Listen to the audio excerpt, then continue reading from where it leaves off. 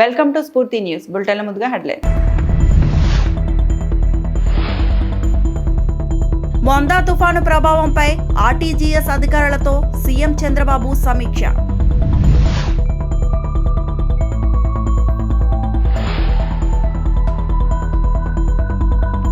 నకిలీ మద్యం ఆరోపణలు, దుర్గమ్మ సన్నిధిలో జోగి రమేష్ సత్య ప్రమాణం.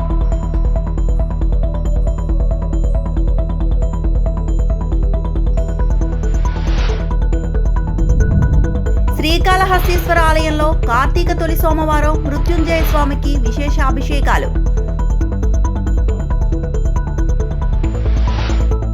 మొందా తుఫానుపై ఆర్టీజీఎస్ అధికారులతో ముఖ్యమంత్రి చంద్రబాబు సమీక్ష.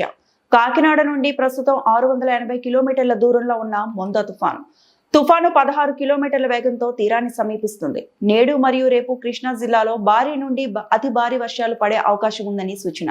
గుంటూరు, బాపట్ల, ఎన్టీఆర్, పల్నాడు, పశ్చిమ గోదావరి జిల్లాలకు భారీ వర్షాలు. రేపు రాత్రి తుఫాను తీరాన్ని తాకే అవకాశం ఉందని వాతావరణ శాఖ అధికారులు చెబుతున్నారు.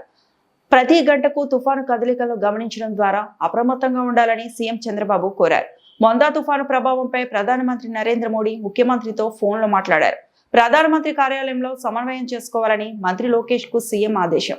వర్షాలు, వరదలు వచ్చే అవకాశం ఉన్న ప్రాంతాల్లో ముందస్తు చర్యలు తీసుకోవాలని సీఎం ఆదేశాలు. కాలువలను బలోపేతం చేయాలని, పంటలకు నష్టం జరగకుండా చూసుకోవాలని అధికారులకు సీఎం చెప్పారు. మంత్రులు లోకేష్, అనిత, సిఎస్, ఇతర సీనియర్ అధికారులు సమీక్షలో పాల్గొన్నారు.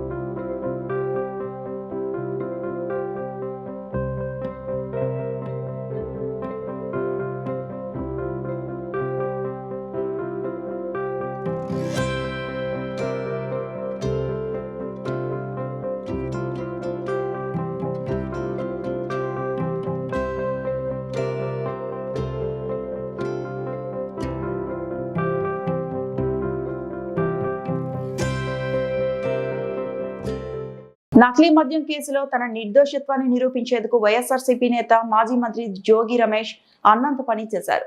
విజయవాడ కనకదుర్గమ్మ అమ్మవారి ఎదుట సత్య ప్రమాణం చేశారు. సోమవారం తన కుటుంబ సభ్యులతో కలిసి గుడికి చేరుకున్న ఆయన ఘాట్ రోడ్ ఎంట్రన్స్ వద్ద చేతిలో దివ్వెను వెలిగించుకొని ఈ వ్యవహారంలో తనకి సంబంధం లేదని అన్నారు.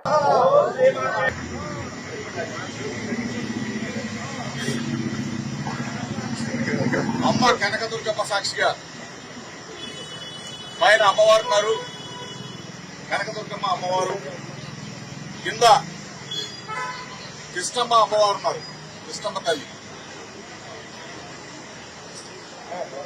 కనకదుర్గమ్మ అమ్మవారి సాక్షిగా, కృష్ణమ్మ తల్లి సాక్షిగా నిబద్ధతతో, నిజాయితీతో, నిండు మనసుతో అమ్మవారిని వేడుకున్నాను. నా హృదయం గాయపరిచారు, నా మనసు గాయపరిచారు, నా వ్యక్తిత్వ అననం మీద నింద వేశారు. నేను నిబద్ధతతో, నిండు మనసుతో అమ్మవారిని వేడుకున్నాను. జోగి రమేష్ అనే నేను ఏ తప్పు చేయలేదని చెప్పేసి అమ్మవారిని, నేను ఏ తప్పు చేయనని చెప్పేసి, చేయను కూడా అని చెప్పేసి అమ్మవారి సాక్షిగా చెప్తా ఉన్నా. నా మీద నింద వేసిన, నా వ్యక్తిత్వ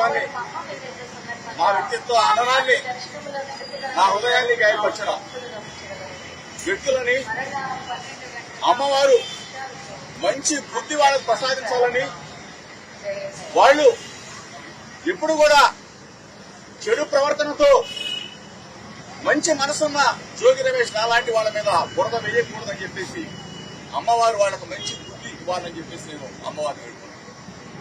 గత 10 రోజులుగా చెప్తా ఉన్నా, మీడియా మిత్రులు సాక్షిగా చెప్తా ఉన్నా, రాష్ట్ర ప్రజలందరికీ చెప్తా ఉన్నా, జోగి రమేష్ అని నేను ఎప్పుడు ఏ తప్పు చేయనని చెప్పేసి నేను గౌరవ ముఖ్యమంత్రి చంద్రబాబు నాయుడు అడిగా, గౌరవ ముఖ్యమంత్రి కొడుకు నారా లోకేష్ అడిగా, వేడుకొండల సాక్షిగా తిరుమల రమ్మని అడిగా, అమ్మ రమ్మని అడిగా. లేదు కాడుతూ అంటే మీ ఇంటికి వస్తానని చెప్పా, లేదు అంటే లైట్ డిటెక్టర్ టెస్ట్ కి రెడీ అని చెప్పేశా, లేదు అంటే నార్కో ఎనాలిసిస్ టెస్ట్ కి రెడీ అని చెప్పేశా. ఈ రోజు దేనికి కూడా స్పందన లేని ఈ ముఖ్యమంత్రి కొడుకు మీరు చూశారు. వీళ్లే కాదు, ఈ శాఖ మంత్రి వచ్చినా, ఏది ఎక్సైజ్ శాఖ మంత్రి వచ్చినా, సిట్ అధికారులు వచ్చినా ప్రమాణం చేయడానికి జోగి రమేష్ ఎప్పుడైనా సిద్ధంగా ఉన్నాడు అని చెప్పేసి అమ్మవారి సాక్షిగా ఏ తప్పు చేయని జోగి రమేష్ ని నిందన పాలు చేశారు. మీరే వచ్చి అమ్మవారి సాక్షిగా జోగి రమేష్ మీద మేము తప్పుడు మాటలు మాట్లాడామని చెప్పమని చెప్పేసి మీడియా మిత్రుల సాక్షిగా అడుగుతా ఉన్నా.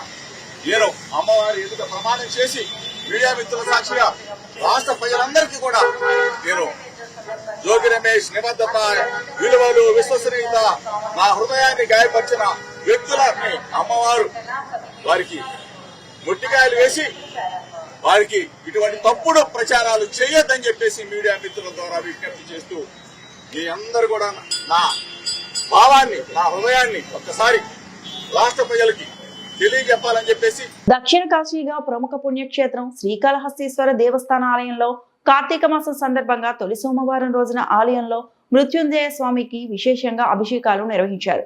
ముందుగా పాలు, పెరుగు, తేనె, చందనంతో అభిషేకం చేశారు. ఆపై స్వామివారిని చక్కగా గజమాలతో సుందరంగా అలంకరించి అర్చకులు పూజా కార్యక్రమాలు నిర్వహించి స్వామివారికి హారతి సమర్పించారు. అనంతరం శ్రీకాళహస్తీశ్వర ఆలయంలో సోమవారం సందర్భంగా ఆవరణలో మహిళలు భక్తి శ్రద్ధలతో శివకేశవులకు నేతి దీపాలు వెలిగించి శివపురాణం పఠించారు. విశేషంగా భక్తులు స్వామి అమ్మవారిని దర్శించుకున్నారు.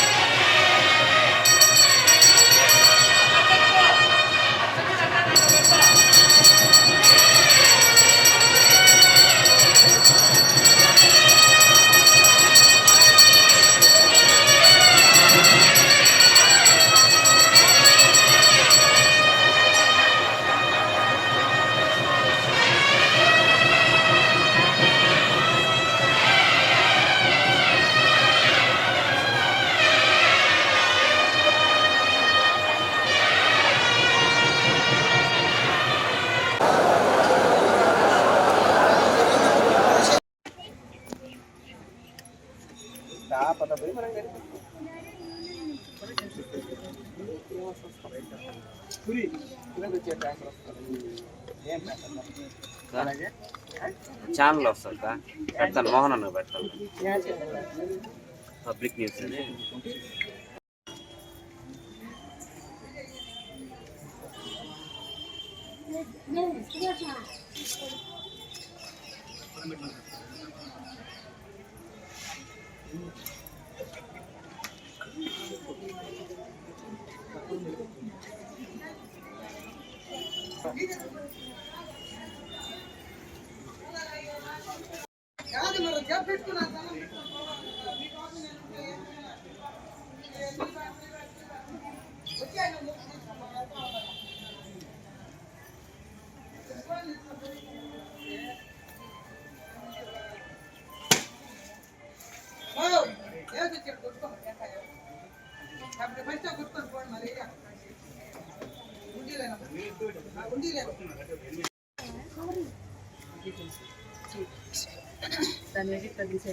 బాలాజీ పెట్టారు.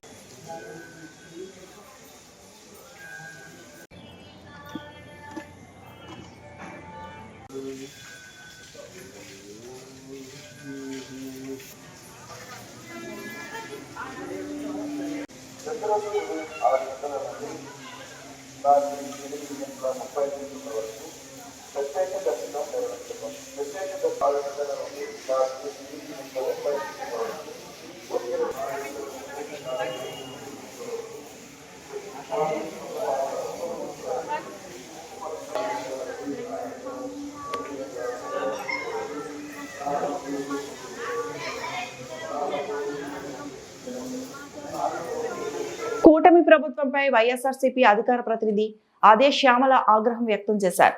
రాష్ట్రంలో విచ్చలవిడిగా దొరుకుతున్న మద్యంతో నేరాలు పెరుగుతున్నాయని అన్నారు. కర్నూలు బస్సు ప్రమాదంపై ఆమె మీడియాతో మాట్లాడారు.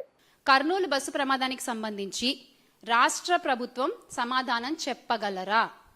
మీరు దీనికి బాధ్యత తీసుకుని మీరు సమాధానం చెప్పగలరా? మద్యం విచ్చలవిడిగా అమ్మడం వల్లే ఈ ప్రమాదం జరగలేదా? దీన్ని మీరు కాదనగలరా? అలాగే మీ విచ్చలవిడి విక్రయాల వల్ల, హైవేల్లో మద్యం అమ్మడం వల్ల ఈ ప్రమాదం జరిగింది. ఇది రాష్ట్ర ప్రభుత్వం బాధ్యతారాహిత్యం కాదా? హైవేకి అత్యంత సమీపంలో అసలు మద్యం షాపులు ఎందుకు నిర్వహిస్తున్నారు మీరు? అది తప్పని మీకు తెలీదా? రాత్రి 7 గంటలకు 8 గంటల 45 నిమిషాలకు శివశంకర్ అనే వ్యక్తి లిక్కర్ తాగారని మీరు చెప్తున్నారు. ఆ సమయంలో తాగితే తెల్లవారుజామున 3 గంటలకు బస్సు ప్రమాదం జరిగింది. ప్రభుత్వ వాదన పేలవంగా ఉంది కదా, ఈ విషయం మీకు అర్థం కావట్లేదా? మీరు చెప్పేటువంటి వాదన ఏదైతే ఉందో, మీరు చేసేటువంటి వాదన అది ఎంత పేలవంగా ఉంది. అది దొరికిపోతున్నారు కదా మీరే అక్కడ. లక్ష్మీపురంలో బెల్ట్ షాప్ నిర్వహిస్తున్న మాట వాస్తవం కాదా? బెల్ట్ షాప్ నిర్వహిస్తున్న వ్యక్తి తన ఇంటి సీసీ కెమెరా కూడా పెట్టారు. మరి ఎందుకు మీరు ఆ ఫుటేజ్ బయట పెట్టట్లేదు?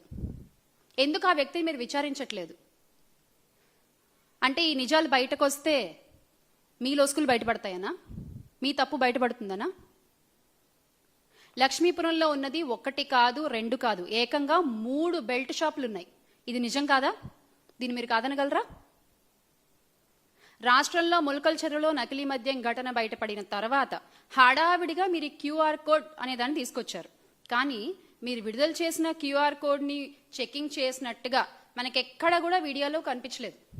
ఆ క్యూఆర్ కోడ్ని చెక్ చేస్తున్నట్లుగా ఎక్కడ రిలీజ్ చేసిన వీడియోలో ఎక్కడ కనిపించట్లేదు. అంటే మీరు ఓన్లీ ఆర్డర్లు మాత్రమే ఇస్తారు. అవి అమలవుతున్నాయి సరిగ్గా అని మీ ఎల్లో మీడియాలో రాసేస్తారు, అబద్ధ ప్రచారాలు చేసేస్తారు. అది నిజం అని చెప్పి ప్రజలు నమ్మేయాలి, అంతేనా? లిక్కర్ షాపులు నిర్వహించేది టీడీపీ వాళ్లే, బెల్ట్ షాపులు పెట్టి అమ్మేది టీడీపీ వాళ్లే. అలాంటప్పుడు ఎవరు క్యూఆర్ కోడ్ను స్కాన్ చేస్తారు? మీకు దమ్ముంటే ఆన్సర్ చేయండి క్వశ్చన్. ఎవరు క్యూఆర్ కోడ్ని స్కాన్ చేస్తారు? ఎవరు నిజాన్ని బయట పెడతారు? రాష్ట్ర వ్యాప్తంగా ఈ రోజున 1 కాదు 2 కాదు 1,50,000కు పైగా బెల్ట్ షాపులు అనధికారికంగా నడుస్తున్నాయి. టు బి ప్రిసైజ్, ఇంకా చెప్పాలంటే 1,65,000 సంథింగ్ కదన్నా, 1,65,000 అనధికారికంగా నడుస్తున్నాయి. ఈ నకిలీ మద్యాన్ని మీరు ప్రజలకు అమ్మి మీరు డబ్బులు బాగానే చేసుకుంటున్నారు, కానీ పోయేది ప్రజల ప్రాణాలు కదా. వాటి గురించి ఎవరు మాట్లాడతారు? ఎవరు మాట్లాడరు. వ్యవస్థీకృతంగా జరుగుతున్నటువంటి ఈ క్రైమ్ ఏదైతే ఉందో, ఈ ఆర్గనైజ్డ్ క్రైమ్కి పూర్తి బాధ్యత కూటమి ప్రభుత్వం వహించాల్సిందే. మీరు తప్పించుకోవాలన్నా తప్పించుకోలేరు, తప్పించుకోనివ్వం. బంగాళాఖాతంలో ఏర్పడిన మోందా తుఫాను ప్రభావిత ప్రాంతాల్లో రాష్ట్ర కార్మిక శాఖ మంత్రి వాసంశెట్టి సుభాష్ సోమవారం సందర్శించారు. డాక్టర్ బిఆర్ అంబేద్కర్ కోనసీమ జిల్లా రామచంద్రపురం నియోజకవర్గం కె గంగవరం మండలం కోటిపల్లిలో ఏర్పాటు చేసిన ప్రభుత్వ పునరావాస కేంద్రాలను పరిశీలించారు. కోటిపల్లి పుష్కర ఘాట్లను, రేవును ఆనుకొని ఉన్న వీధుల్లో తిరిగి ప్రజలను అప్రమత్తం చేశారు. తుఫాను ప్రభావం ఎక్కువగా ఉండే అవకాశాలు ఉండడంతో ప్రజలంతా ఇళ్లలోనే సురక్షితంగా ఉండాలని సూచించారు. పునరావాస కేంద్రాల్లో ఉన్న ప్రజలకు రక్షిత మంచినీరు, ఆహారం, పాలు, తగిన సదుపాయాలు కల్పించాలని అధికారులు ఆదేశించారు. తుఫాను సంబంధిత సమస్యలు ఉంటే కంట్రోల్ రూమ్ కి తెలియజేసి సహాయం పొందాలని సూచించారు. పలువురు ప్రజలతో మాట్లాడి ధైర్యం చెప్పారు. కూటమి ప్రభుత్వం ముందస్తుగా అన్ని రక్షణ చర్యలు తీసుకుందని పేర్కొన్నారు.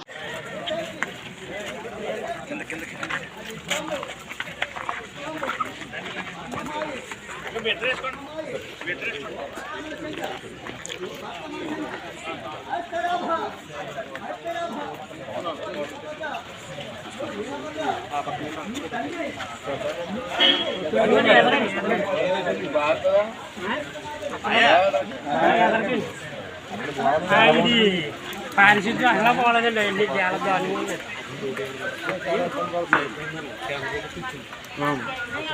గొడుగులు కట్టేసి మొక్కలు కట్టి ఏర్పడుతుంది. తర్వాత డబ్బులు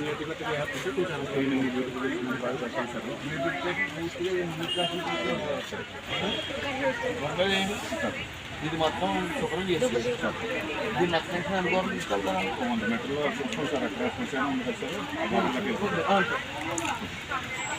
మొత్తాన్ని సెపరేట్ చేసి దీన్ని కొద్దిగా రెన్యూట్ చేసి అది పర్టికులర్గా ఈ వార్తలు ఇంతటితో సమాప్తం.